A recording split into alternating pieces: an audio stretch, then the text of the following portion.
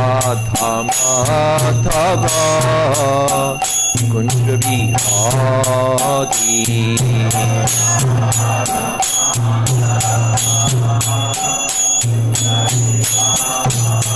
Jaya Gopi Jana Vallabha Girivaradhari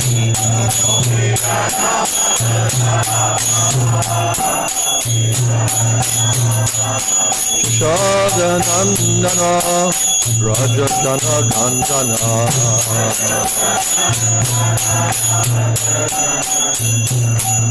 Munatira Anashadi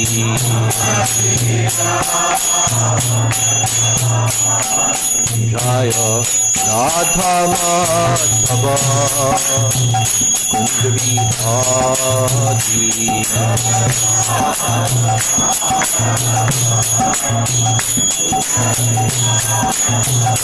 Jaya Radha Madhava Kunja Bihari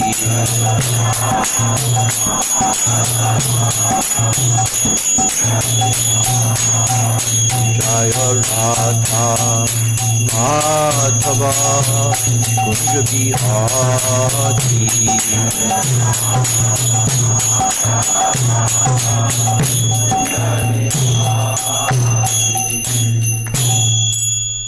Jai Om Vishnupad Punamansa Pariprajukacharya Ashtottara Shri Srimad A.C. Bhakti Vedanta Swami Maharaj Prabhupada Ki Jai Iskcon Salem Srila Prabhupada Ki Jai Adanta Koti Vaishnavrinda Ki Jai Namacharya Srila Haridas Thakur Ki Jai Prem Se Kaho Shri Krishna Chaitanya Prabhu Nityananda Shri Advaita Gadadhar Shivasadi Gaur Bhakta Vrinda Ki Jai Sri Sri Radha Krishna Gop Gopinath Shama Kund Radha Kunigiri Govardhan Ki Jai Vrindavan Dham Ki Jai Navadip Dham Ki Jai Jagannath Puri Ki Jai Ganga Mai Ki Jai Jamana Mai Ki Jai Tulsi Devi Ki Jai Bhakti Devi Ki Jai Samaveta Bhakta Vrinda Ki Jai All glories to the assembled devotees.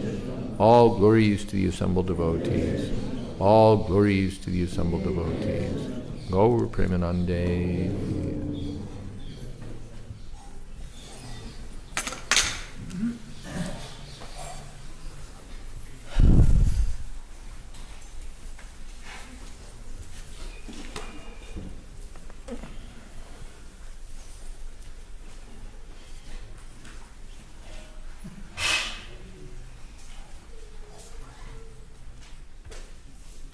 Om Namo Bhagavate Vasudevaya. Om Namo Bhagavate Vasudevaya. Om Namo Bhagavate Vasudevaya.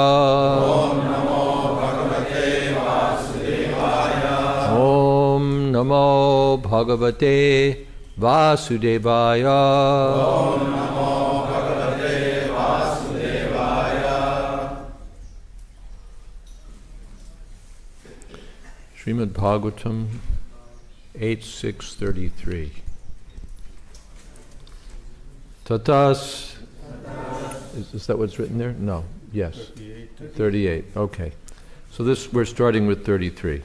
Tataste mandara girim ojaso patya durmadaha nadanta udadim ninyu shakta parigha bhavaha. Thereafter, with great strength, the demons and demigods, who were all very powerful and who had long, stout arms, uprooted Mandara mountain. Crying very loudly, they brought it toward the ocean of milk.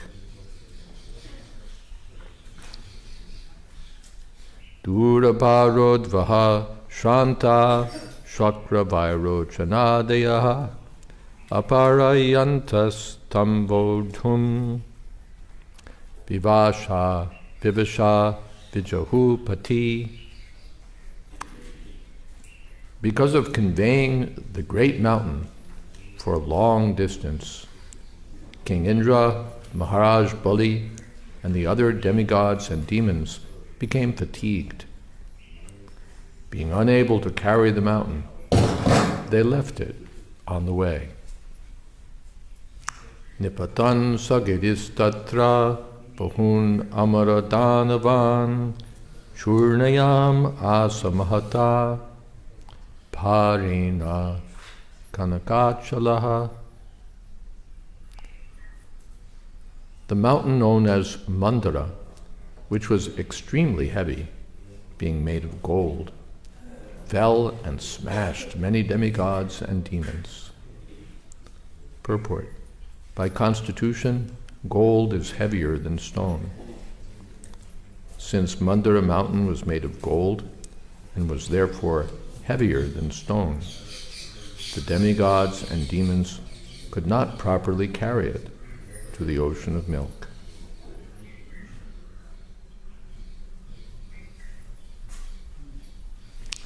Tams tata bhagna manaso bhagna bahu rukantaran vigyaya bhagavan tatra babhuva gura tvajaha. The demigods and demons were frustrated and disheartened, and their arms, thighs, and shoulders were broken.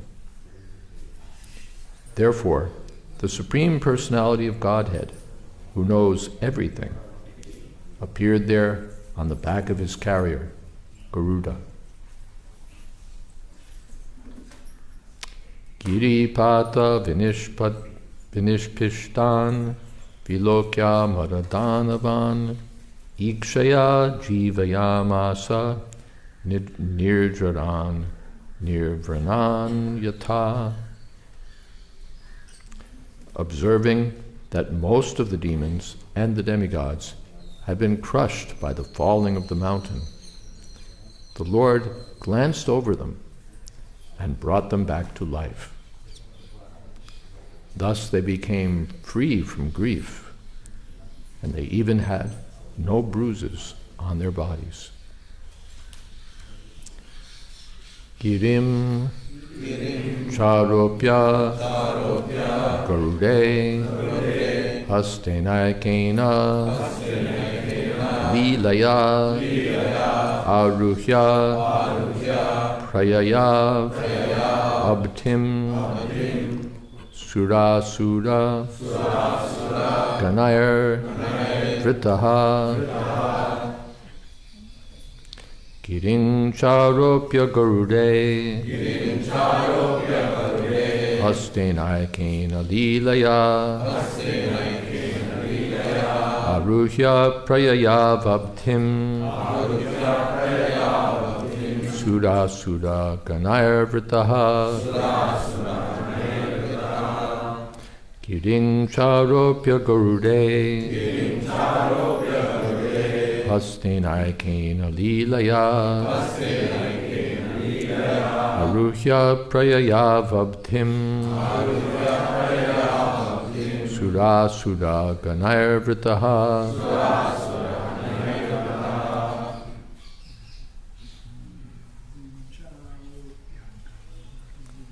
Girim Charopya Garude Hastenayakena Lilaya Aruhya Prayaya Vabhtim Sura Sura Ganayar Vritaha. Girim Charopya Garude Charopya Garude Hastenayakena Lilaya Hastenayakena Lilaya Aruhya Prayaya Vabhtim Aruhya Prayaya Vabhtim Sura Sura Ganayar Vritaha Sura Ganayar Vritaha. Girim Charopya Garude Girim Charopya Garude Hastenayakena Lilaya Hastenayakena Lilaya Aruhya Prayaya Vabhtim Aruhya Prayaya Vabhtim Sura Sura Ganer Vritaha Surasura Ganairvitaha Girim charupya garude Girim Charopya Garude Hastinaikena lilaya Hastinaikena Lilaya Arupya prayaya vabdim Aruhya Prayayabhabdhim Suraganai vrataha Surasura Ganairvitaha. Ladies. Girim Charopya Garude Girim Charopya Garude Hastenayakena Lilaya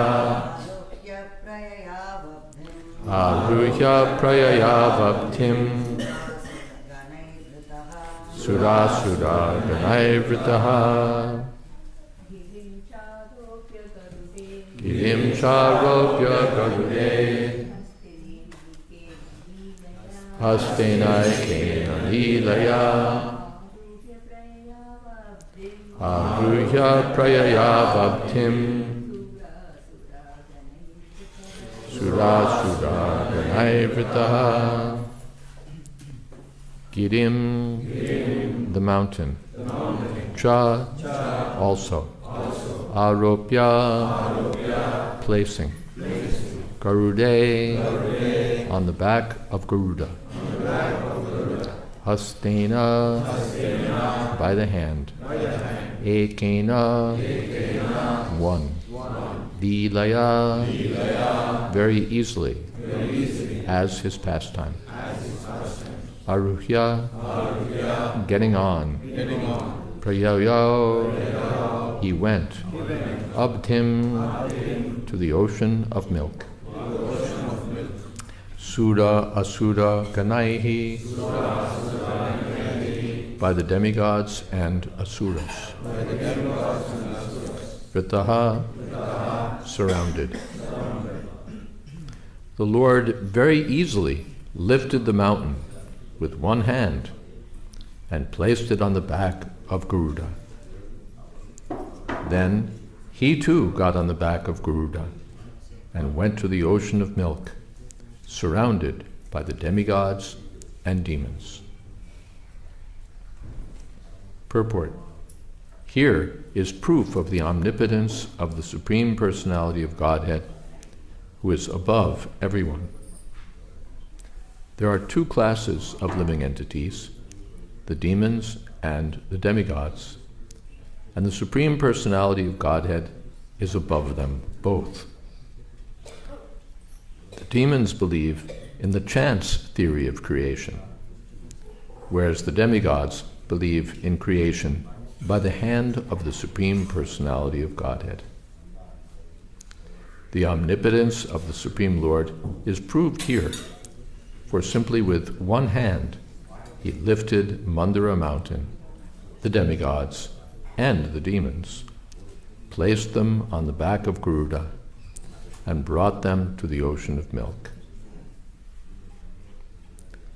Now, the demigods, the devotees, would immediately accept this incident, knowing that the Lord can lift anything, however heavy it might be. But although demons were also carried along with the demigods, demons, upon hearing of this incident, would say that it is mythological. But if God is all-powerful, why would it be difficult for him to lift a mountain? Since he is floating innumerable planets with many hundreds and thousands of Mandara mountains, why can't he lift one of them with his hand? This is not mythology, but the difference between the believers and the faithless is that the devotees accept the incidents mentioned in the Vedic literatures to be true, whereas the demons simply argue and label all these historical incidents mythology. Demons would prefer to explain that everything happening in the cosmic manifestation takes place by chance, but demigods or devotees never consider anything to be chance. Rather, they know that everything is an arrangement of the Supreme Personality of Godhead. That is the difference between the demigods and the demons.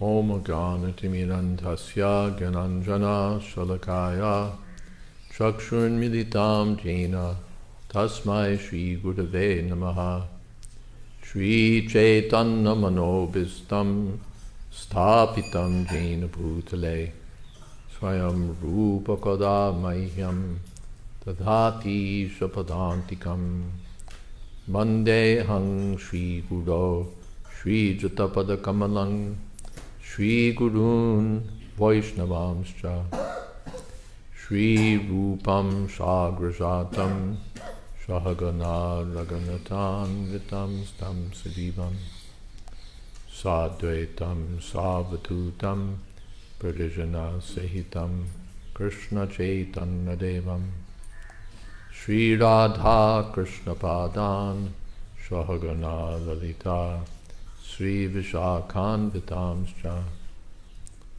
He Krishna Karuna Sindho Deenabandho Jagatpate Gopesha Gopika Kanta Radha Kanta Namostute Tapta Kamshana Gaurangi Radhe Vrindavaneshwari Prishabhanu Sute Devi Pranamami Hori Priye Vansha Kolpatarubhyascha Kripa Sindho Bhyevacha Patitanam Pavanebhyo Vaishnavebhyo Namo Namaha Shri Krishna Chaitanya Prabhu Nityananda Shri Advaita Gadadhar Shivasadi Gaur Bhakta Vrinda Hare Krishna Krishna Krishna Hare Hare Hare Rama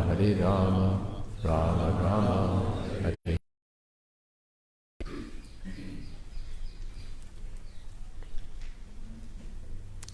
Girim Charopya Garude Hastenayakena Lilaya Aruhya Prayaya Abdhim Surasura Ganayar Vritaha. Vishnu Bhakta Smita Daiva Asurastad Viparyaya. The Devas, demigods, are all Vishnu Bhaktas, devotees of the Lord, and the Asuras, the demons, are just the opposite. So the Asatyam Apratishtam Te Jagadahur Anishanam Aparaspara Sambhutam Kimanyat Kamahoitakam. They say the world's all false. There's no basis to anything. Everything's has its matter is eternal, or matter is ever existing. If you think spirit's ever existing, we think matter is eternal. There's no creation of matter required. Apratishta, there's no higher truth or underlying truth. Certainly there's no God, Jagadahur Anisha. There's no controller, there's no God, that's all. For babies, the children, no controller. That's a figment of your imagination. Aparaspara Sambhutya. The atoms and molecules are existing, and they have their own properties, and they become attracted, and they combine in different ways, and they evolve, and that explains.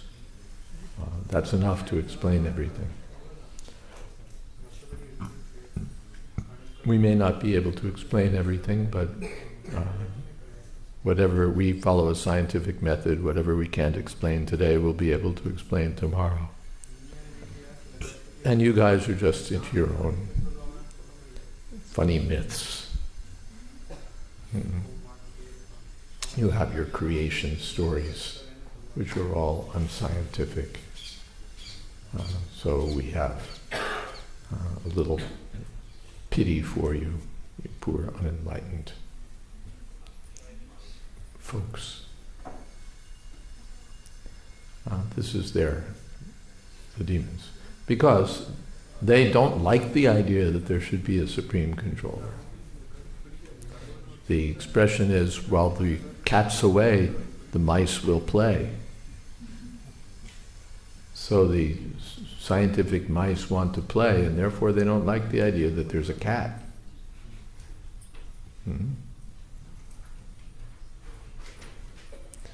Or there's a Bengali proverb, what is that?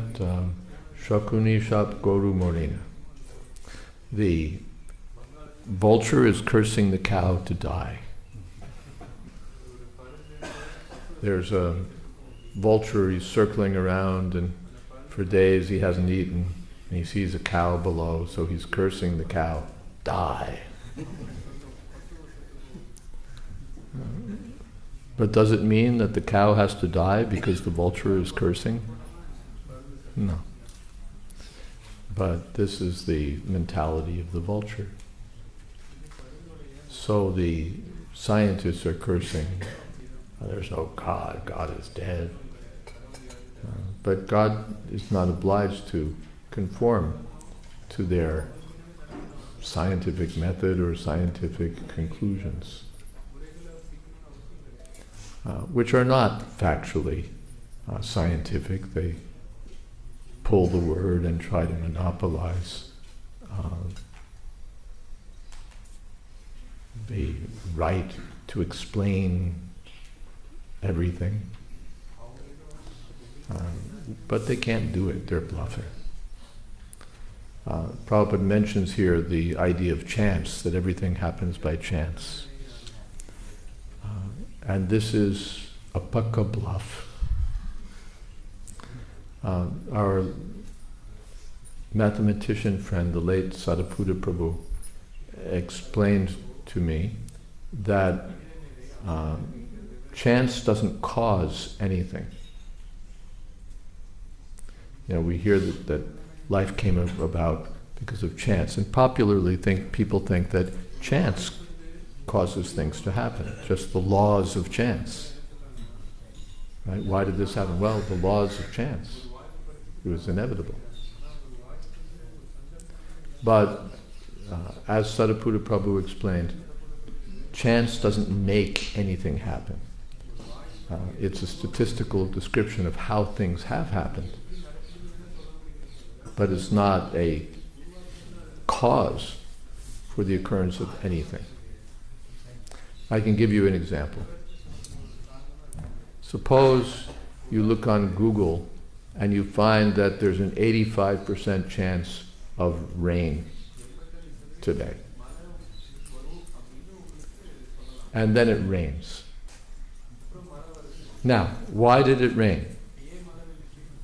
Do you think that it rained because there was an 85% chance that it would rain?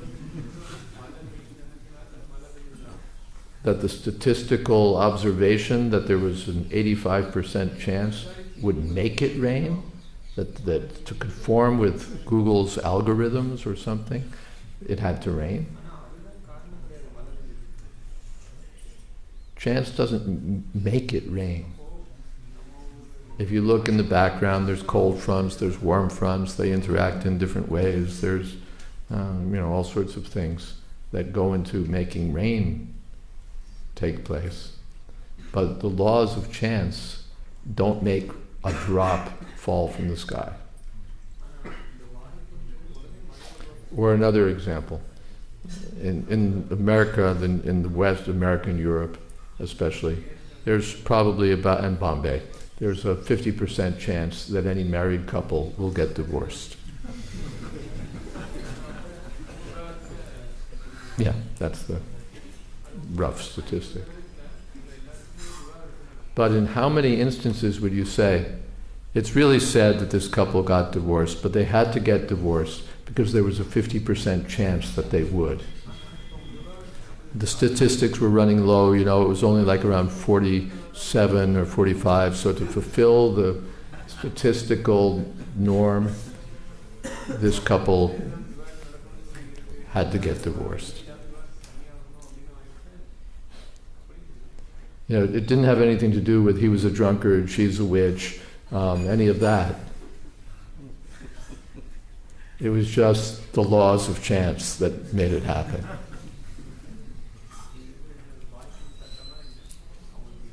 Now, if you're looking for mythology, there's a mythological beast for you. The laws of chance, which make everything happen. Not so. And in fact, they can't explain why everything happens. They're good at explaining some things. They can observe material nature working in different ways and talk about what they see and make accurate observations. But what's beyond their scope, they can't tell you with authority. Even they will sometimes say that metaphysical issues are beyond the realm of science. We can't talk about this because it's beyond the realm of science. Good. Then be quiet. Talk about what you know, how things work within your empiric jurisdiction, and leave metaphysics to the metaphysicians. Or, if you want to at least go with a little logic, that Prabhupada gives different logical things. And there are many logical arguments for the existence of a supreme controller. Everything that works, that's sophisticated, has some controller behind it. This microphone is not just a chance assemblage of metal and wires and other components remarkably amplifying my voice. There's intelligence and a plan behind it. That means a person. This room didn't assemble itself. It's not that the wood and the stone and whatever else there might be decided, wouldn't it be good if we were a temple? You're building a temple now. The temple will go up because of the people behind it. Even practically speaking, there's one person behind it, Bhakti Vikas Maharaj, and he engages other persons, and they engage other persons, contractors and workers. And so the temple will come up. That's reasonable. A person with intelligence has a desire and organizes things, and you get a temple. But if you wait for the stones and the bricks and the marble and the other elements to assemble themselves, you'll have a mighty long wait. You'll have an infinite wait.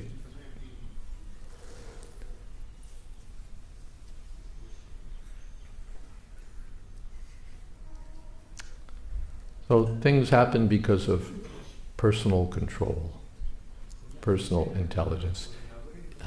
Sariputta Prabhu gives an argument from something called information theory, in which, mathematically speaking, at the start of a process, whatever it is, you have boundary conditions and you have some information. So your boundary conditions might be for the temple that the ground is like this, the weather is like that, so many conditions, stone is available here, wood is available there, other elements are available. We have, various resources, they're all there. And then there's information. You have to have plans. You have to say, okay, this is going to look like that. You draw a model, and you work out the particulars. We have to put bolts here, we have to put a plinth here, we have to put this here, we have to put that there. You work out detailed plans, and then with the resources and the plans, the temple can go up. If you don't have the resources, it can't happen. And if you don't have the information, the plans, it can't happen. And your information has to be sophisticated, otherwise you won't get a sophisticated result. If you just say, well, pile up the bricks over here and pile up and put a window over there, you'll get, something quite rough at best. But if your plans are exact, so many feet, so many inches, or so many meters, and so many this and so many that, and 4 screws here, and a window to this specification there, then you'll get something quite sophisticated. So the scientists of the reductionistic school, those who would like to say it all started from the greatest simplicity and evolved to the greatest complexity, face a problem. They want to start with the simplest of ingredients, of course, because if you start with complex ingredients, how did they get there? They had to evolve from something. So you have to start with simple ingredients. Sometimes we hear about, carbon, nitrogen, oxygen, and hydrogen, the building blocks of, or nitrogen, the building blocks of life. Who here was taught about the building blocks of life? Come on, hands. How many were taught about the building blocks of life? Okay.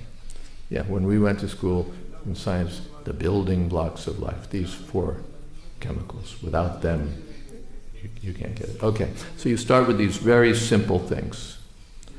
Or if you're really going to go down lower, you have to say we start with atoms. But for simplicity or complexity, we'll start with these simple molecules. Okay, so those are your resources. And now you've got to also have simple laws of nature. Right? Your information has to be simple because we want simplicity. If there are complex laws, they must have evolved. So we have to have simplicity. And no real plan, it just everything evolves from these simple laws and the simple resources. But you have a problem there. The information content of your resources and your plan or laws are very, very simple. You could write them on, a sheet of paper. You could say, okay, it's this many bits of information, and it's not many. But to describe the universe, or even this planet, you need, more bits of information than Google even could handle, with all of its data centers and so on. Huge amount of information to describe, the Godavari River, for example. You need pages and pages and pages and pages and pages. And, the earth is full of rivers and mountains and all plants and animals and all this sophisticated stuff. Even Sariputta Prabhu wrote a scientific paper, co-authored a scientific paper, mathematically describing a very simple creature, the E. coli microorganism, a typical subject matter for scientific discussion, because it's so simple. And showed that the amount of information content, if you had to take everything you knew about this bacterium and put it into information in the most compressed fashion, it would be huge. And that's one crummy little bacteria. So you have tremendous information in the world as it exists. And the scientists want to start with absolutely minimal information in the beginning. The problem is that in any closed system, what you get at the end in terms of information content cannot exceed what you start with. if you had 10 boxes of information at the beginning, you have to have 10 boxes of information at the end. 10 pages at the beginning, 10 pages at the end. You can't start with 10 and wind up with 10,000. And that's mathematically demonstrable. And yet here we have it, this, millions of pages of information, which supposedly come from, not more than you could write on a page. It doesn't work that way. So they're pretending or supposing or pronouncing that everything comes from very simple elements, it all evolves, and it happens largely by chance.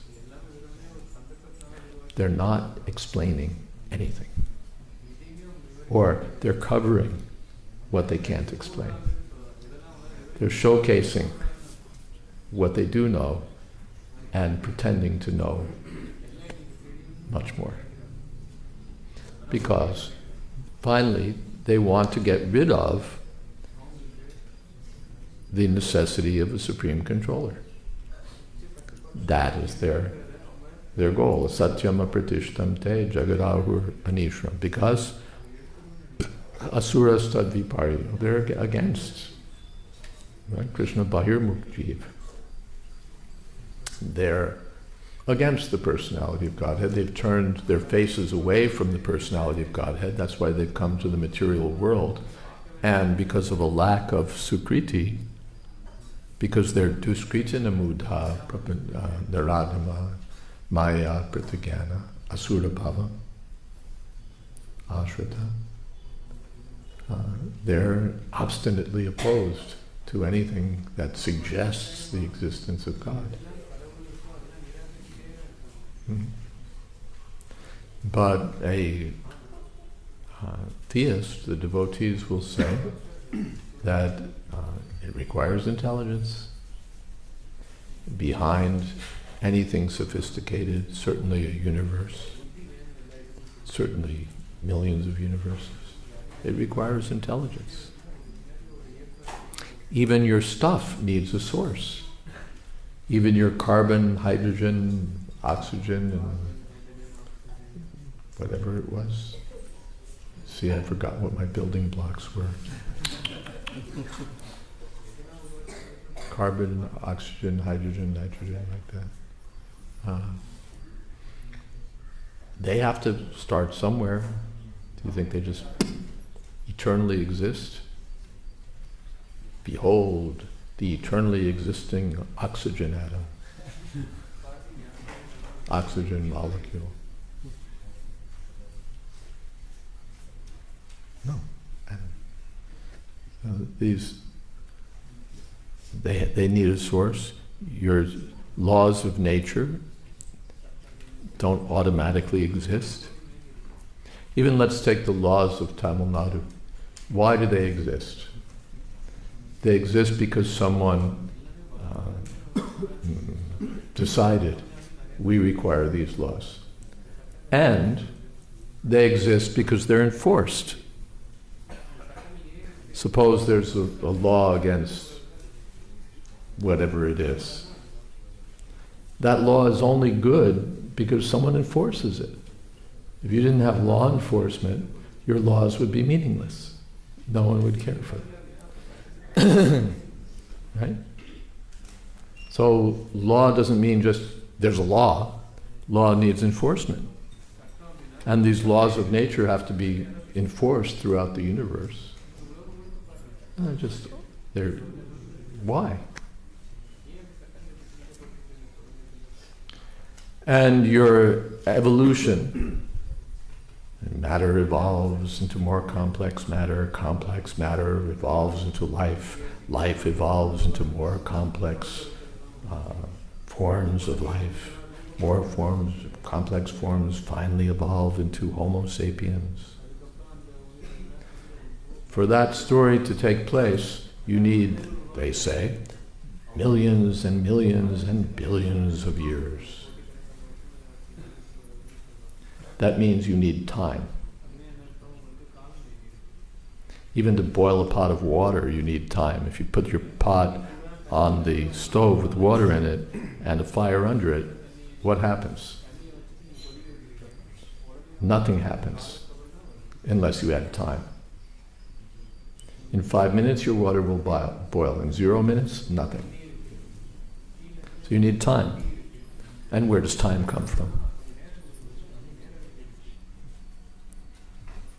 Mr. Scientist, where does time come from? It's such a powerful thing, time. Nothing can happen without it. Where does it come from? You think it just popped into existence by laws of chance which couldn't have existed without time?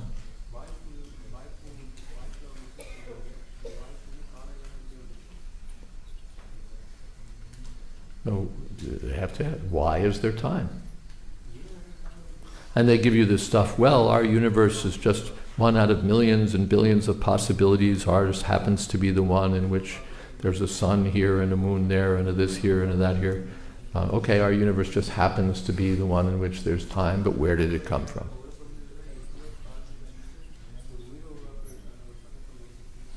So we have the Supreme Personality of Godhead, who's eternal and all-powerful. And you have these mysterious elements and laws and time which somehow or other just exist. Doesn't work like that. Abhigya, the Bhagavatam says that the origin of everything is conscious. There is an origin of everything. One has to inquire at least. What is the origin of everything? And scientists are doing that. What is the origin of everything? They're digging deeper and deeper, and they're getting into universes and galaxies and black holes and this element and that element and genes and so on. Finally, the question, the base question is, where does everything come from? That's what we really want to know. And then the question will be, all right, if there's a source of everything, is that source conscious or not conscious? Is it more like the table or more like Tattvavid Prabhu? Their theory is it's more like the table.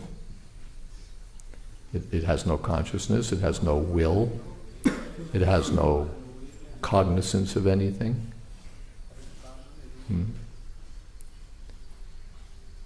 Certainly has no feelings. It just exists.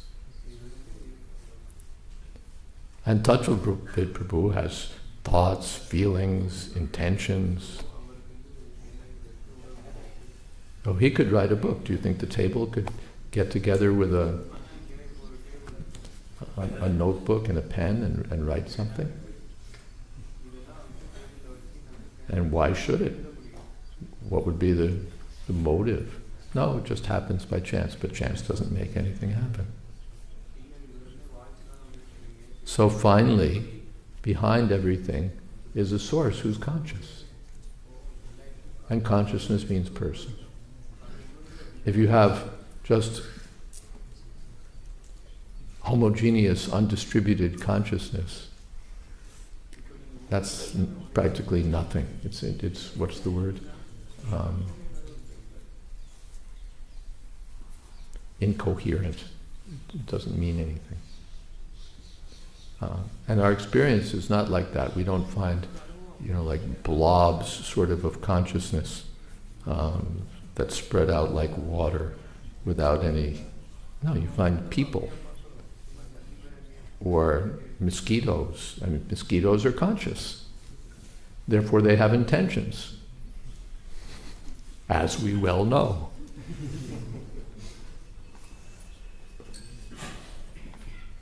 They have desires.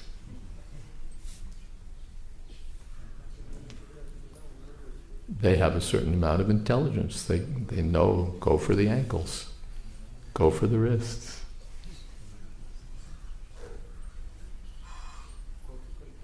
So even your mosquito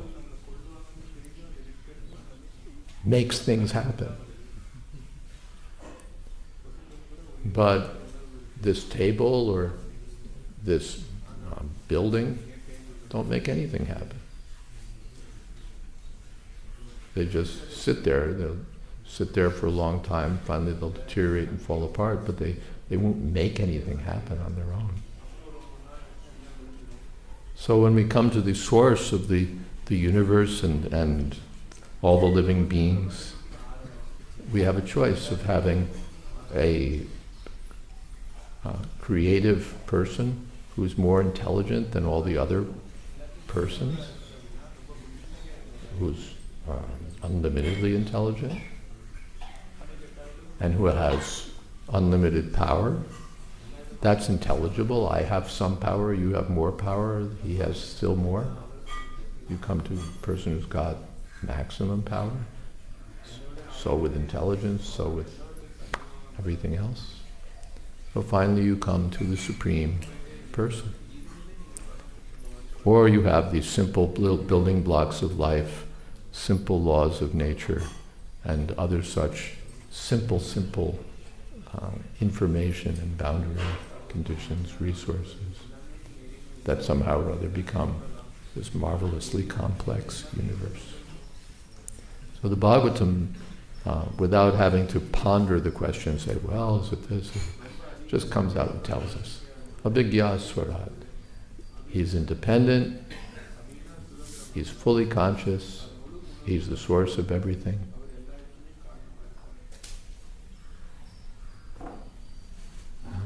And so we don't have to speculate, we don't have to debate the question. We take the information from Shastra. Business finished. And who will take it? What is that?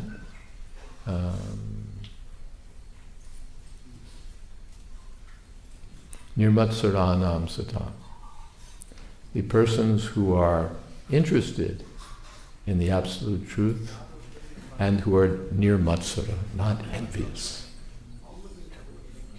Not envious. At the heart of the demonic mentality is envy.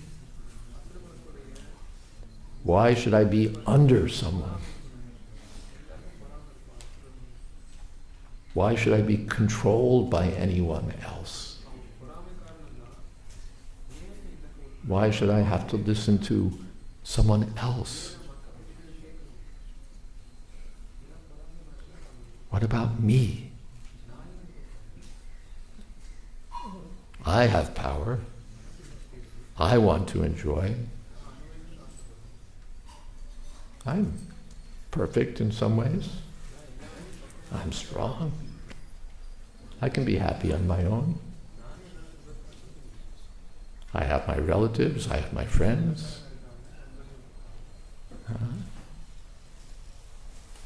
Who else is there like me? I'm a unique individual. They're all paurusham. It's all about their own power. I'm intelligent. And they detest the idea that they should be under control. Although they are. Mrityu sarvaharashcham. You don't accept Krishna. All right, you have to accept death. There is an absolute authority. An all-powerful, all-pervading absolute authority who will kill you. Who or which, take your choose, but you shall be killed by an all-powerful, all-pervading entity called time or death. And we hate it. Nirmatsara. Matsura means envious. So they're envious of God. Why should God be hated? In John Milton's poem, Paradise Lost, there's a line, better to reign in hell than serve in heaven.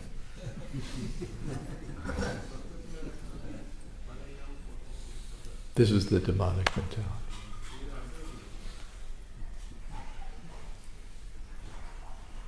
Even we see in human society, if there's some people at the top, the people who are below want to drag them down.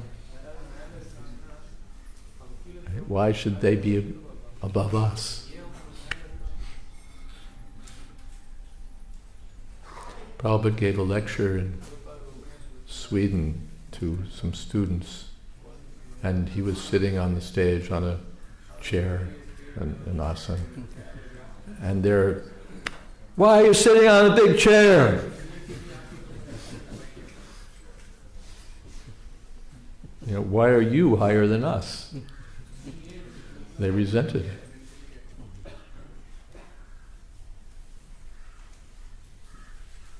So you take that and you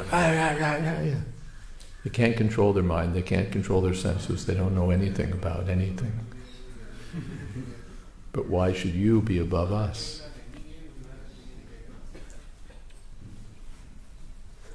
Like kids who think, what do my parents know? Very common attitude in the West, and I suppose coming into India more and more. What do they know? They're old. What do they know? We're young, we have new ideas. We're not limited by the old ways of thinking. And young people think like that. But basically, why should we be under them? So finally, it comes to this point, why should we be under God? But we are. And if you don't like it, too bad. Because there's nothing you can do about it. Jatasya hi dhruvo mrityu. For one who's born, the laws of chance say that death is 100% certain.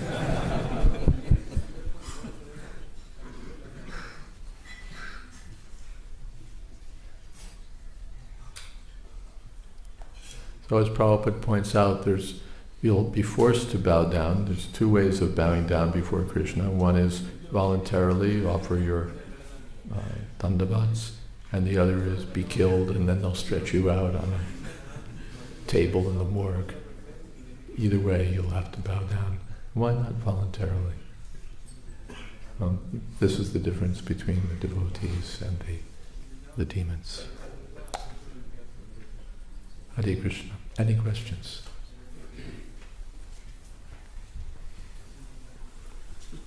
Yes. Maharaj, we were speaking about science. So Srila Prabhupada used to present Krishna consciousness. He used to present Krishna consciousness as scientific. And he used to speak about science of God. So, in what way is it? In what way is Krishna consciousness scientific? Prabhupada uses that word, scientific. It's an interesting question. He certainly didn't mean that that it was an empiric process for arriving at a truth that you otherwise wouldn't know. The so-called scientific method is a different, as Prabhupada said, it's a different science. And our science, this is science also. You ask your father, what's this? And the father says, that's a book. Now you have knowledge. It's a different kind of science. The science of hearing from one who knows, which is really, who's done all the scientific experiments that you read about in your biology class or chemistry class? Or nobody. Nobody's done all of those things. Somebody's done one, someone's done another, and you read a book and sit in the classroom and they say, this has been shown, this has been demonstrated, this is that, and you accept it. You don't say, well, wait a second, I don't accept anything on authority.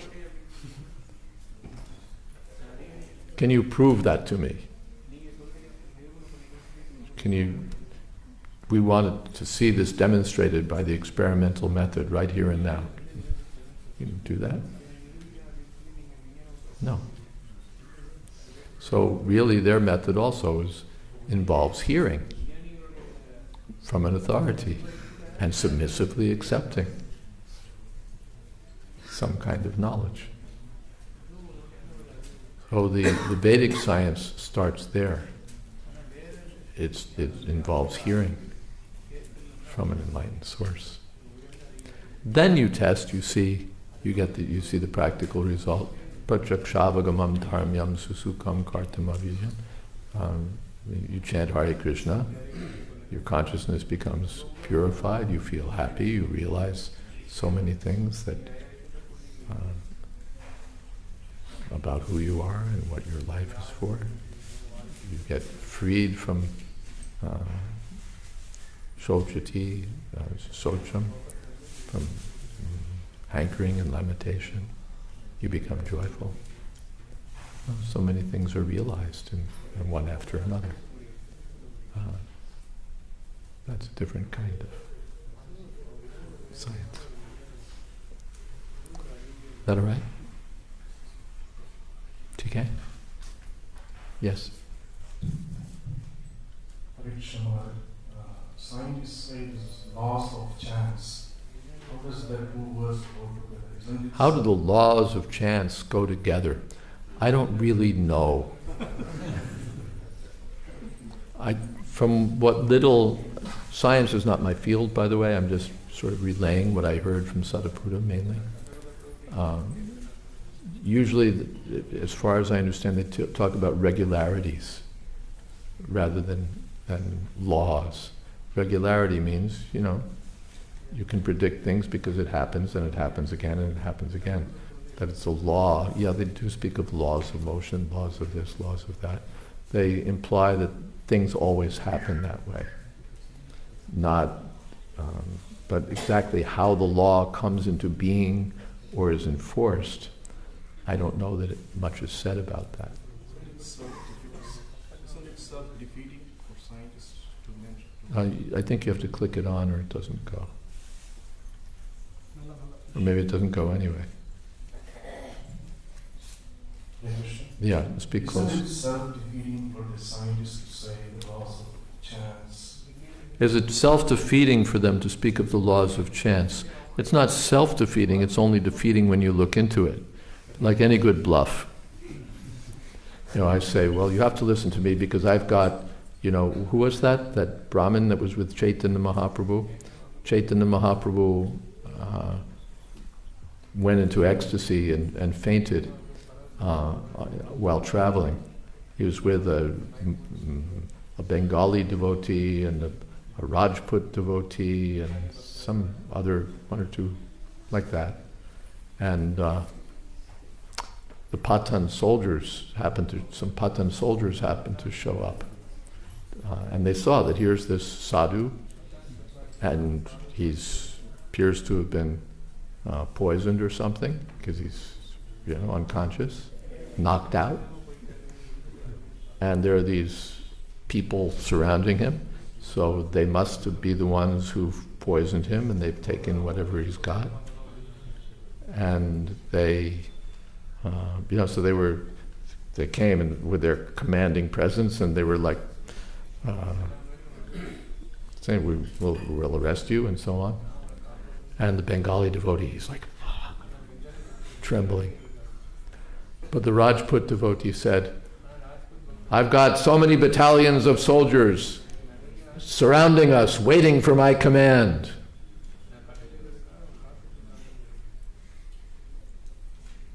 And the Pathan soldiers are like, oh, we better be careful now.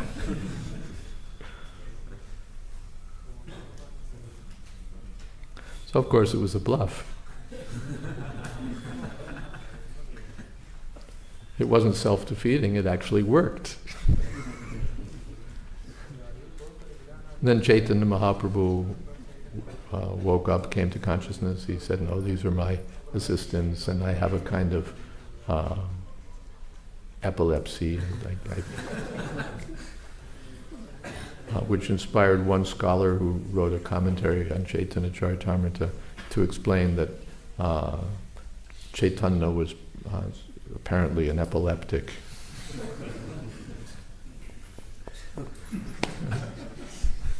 my pratyajnana. So they speak these high-sounding words, and you know, I don't know what that 5-syllable word is, and wow, we used 7 of them in a row. I don't really know what that all means. And he referred to this theorem and that, this and that, and he told me that everything happens by chance, and it's scientific. So why am I believing in this mythology then? You know, it requires either scientific knowledge or common sense to see that they're bluffing. You know, you have to scratch down and say, oh, you know, like a kid, you know, where did this come from? Well, it came from this. Well, where did that come from? Well, it came from this. Well, where did that come from? Why this? Well, because of that. Well, why that? Well, because of this. Well, why that? My mother used to answer finally, because Y is a crooked letter.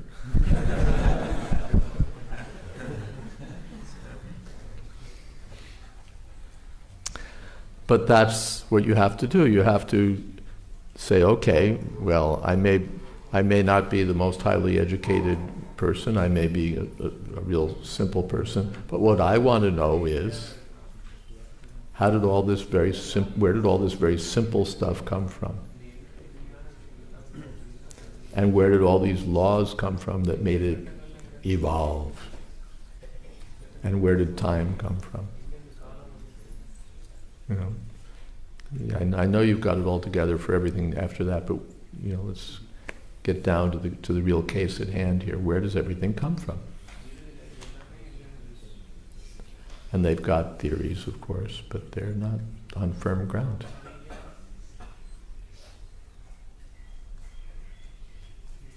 Is that okay? Yeah.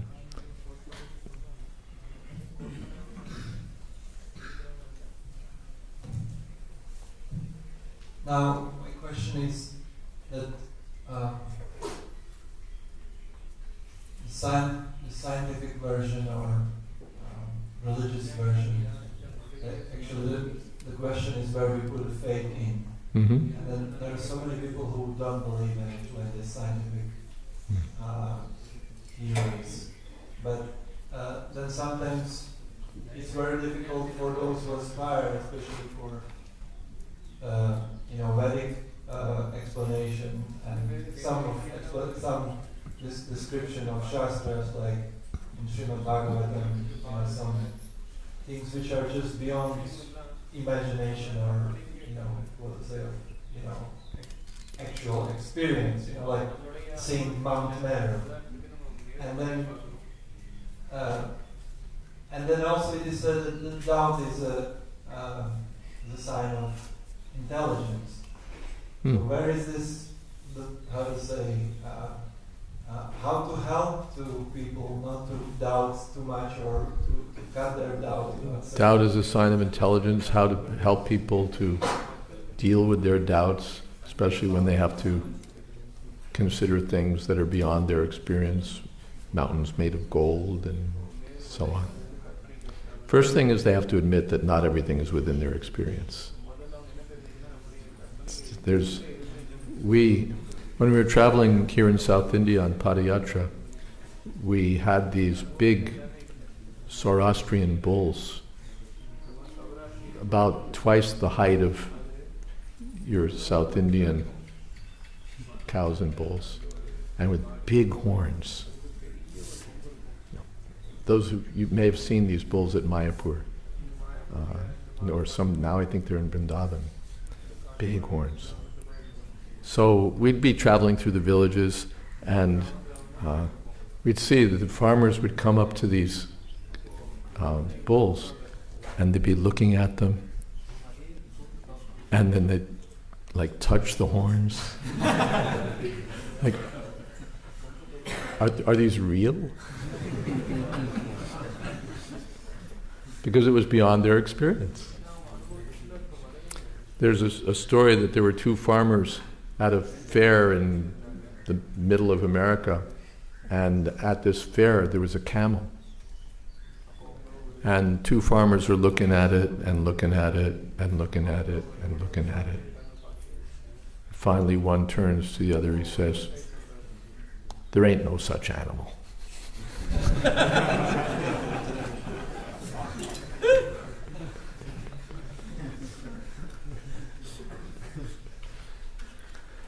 So it's not that everything is within our experience. Even Brahma found that not everything was within his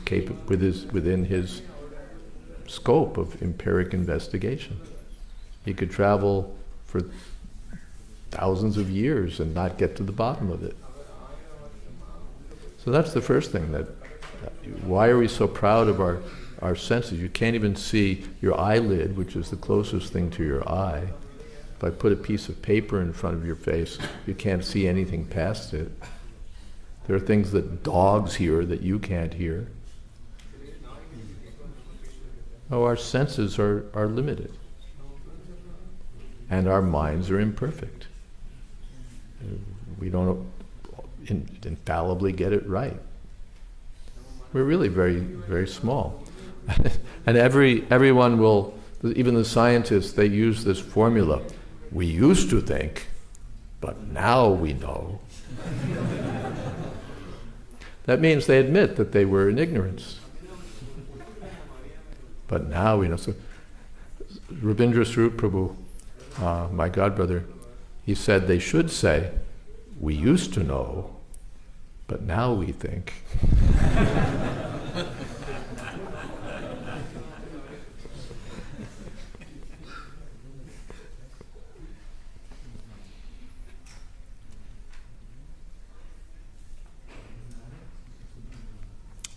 So we should have some, if we have doubt, we should have some doubt about the comprehensiveness and infallibility of our knowledge. We should have some doubt about the limits of our intelligence, our intellects, and our senses. That's the first, and we should have some healthy doubt about these scientific theories that say that everything comes from nothing. That's a good use of doubt. Then the next thing is, how do these people, how to get free from doubt? That's a different process, actually. Of course, we have books, we have so much information. But who will accept this? Sukritina. Those who are fortunate. Those who are fortunate, those who are duskriti, whose only fortune is their envy, will never get it. You explain it to them 1,000,000 times, they'll never get it. Explain to a hardened criminal, crime doesn't pay. And you can explain it 100 times, you can put him in prison 30 times, and still he'll think, no, crime pays. Because he's got that mentality, that pollution within his heart, that blackness within his heart, that why should I play by the rules when I could be rich if I break them? Why should I follow any rules made by other people? I'll enjoy directly. And even though he's heard that it's sinful, even though he knows that it's illegal, even though he's seen that it's punishable and punished, still he does it because of stubborn obstinacy and the results of past impious activities. So we have our books to answer questions, we have so much. Finally, we try to make them fortunate. You're in Kali Yuga, you're a big scientist who won't even live 100 years. Manda sumanda matayo manda bhagya So in this age we have something, only one good thing for you. Kalir dosha nidhe rajan asti hyeka mahanaguna. Kirtana deva krishnasya mukta sangha parambrita. Just hear this mahamantra. Somehow or other, hear. Even hear the mantra, hear Srimad Bhagavatam, hear Bhagavad Gita, associate with devotees, take a little prasadam. It's not just by an intellectual process, because their intellects are imperfect. And their mentalities are infected by this causeless unwillingness to serve the personality of Godhead. So let them hear. Hear the Hare Krishna mantra, hear the message of Krishna. Gradually, maybe something will happen for them. By chance. By chance. By chance, yes.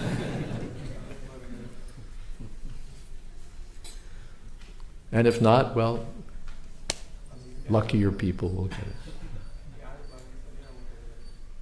Something else? Yes. That even believers, they have a difficulty to accept the existence of God when they face even believers, they have doubt in God. Even believers have their doubts. When they face some excessive pain, traumas, difficulties. When they face some pain or difficulty. They say that, for example, if you want to teach your children, don't touch the hot tawa. You are not going to allow them to really burn themselves fully, but just a little bit is enough. So they say, why go and limit to suffering? Because some are really traumatic experiences in material world. So I'm having trouble hearing, but basically, if I get your argument, if there were God, bad things wouldn't happen to people. Well, bad would happen, just to teach, but not really excessive. Everybody, only learning experiences would happen. Something like that. That's how you would like it, but that's not how it is. The universe is not designed according to your specifications. It's not just a high school or IIT. It's also a prison. The prisoners are saying, they really did a bad job designing this prison. Bars. I mean, that's ridiculous. And iron beds. I mean, this is just, this doesn't make us better human beings. The government doesn't know what it's doing.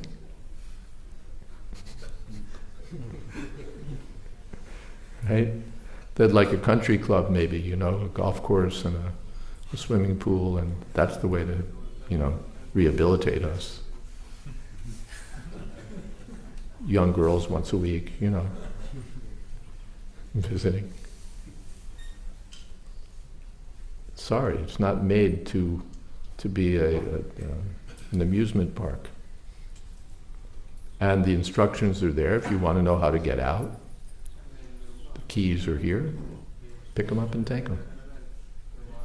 No, why should I take them? All right.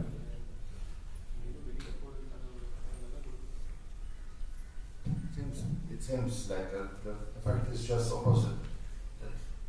Too much excessive punishment again brings you to disbelieve in God. Too much capital punishment brings us to disbelieve in God? Yes. I don't see the connection. Too much excessive punishment. Too much expensive punishment? Excessive. Excessive, you call it excessive. And besides, if there weren't, then there wouldn't be justice. So it's like whatever God does, you're going to badmouth him. If he has heavy punishment, then it's excessive, he's despotic, he's a tyrant. And if there's no punishment, then you say, what kind of world is this? Where people can, some terrorist can shoot up a schoolroom and kill, 50 kids and nothing happens to him.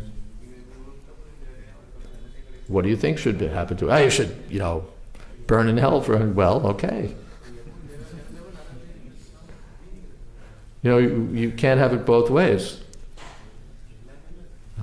According to Shastra, there are laws of karma enforced by the Supreme Personality of Godhead.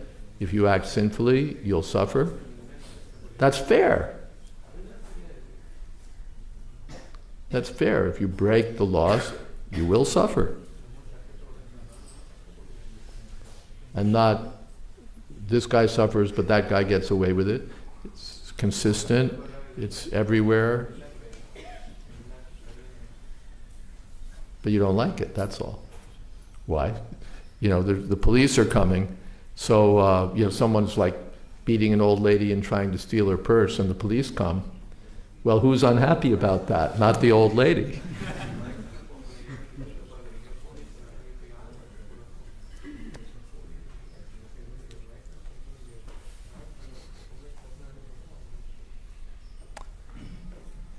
Okay, last question maybe.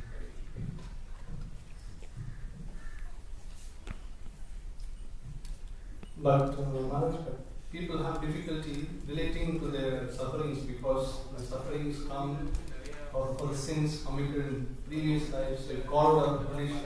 When the crime is committed, then people can relate and maybe that would help them to change. People, if the punishment came boom, boom, boom right away, people could relate to it. I've addressed this question in my book, Vanity Karma, at some length. And yes, you could say if people were punished right away, then that would... But there's another side to material nature. Material nature is not just a prison and not just a school, but it's also a playground. A playground of illusion. For those living entities who want to enjoy independently, all right, enjoy independently. And you can go there and you can think, yes, I'm enjoying, and I'll enjoy even more. And that effect is enhanced by the delay, the distance between misdeed and punishment. You think, I got away with it. And it's only later that you suffer like a dog, or as a dog. So Krishna is doing many things at once. He's instructing, he's punishing, he's giving you the illusion that you asked for.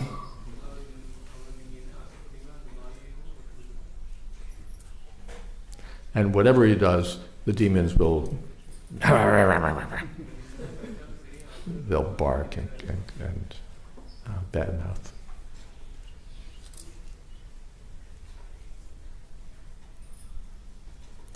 And the devotees, Tane Rishikesha Tava Prakirtya, they'll say, yes, everything you do is right. They'll glorify Krishna. And Rakshank Sibhitani Dishodravanti, not the demons. Vishnu Bhakta Smrita Deva Asurastad Viparya. Okay, shall we stop here? Thank you. Hare Krishna, all glories to Srila Prabhupada. Swami ki Srila Prabhupada ki jai, Samaveta Bhakta Vrinda ki jai, Gaur Premanande. Hari Hari. One thing.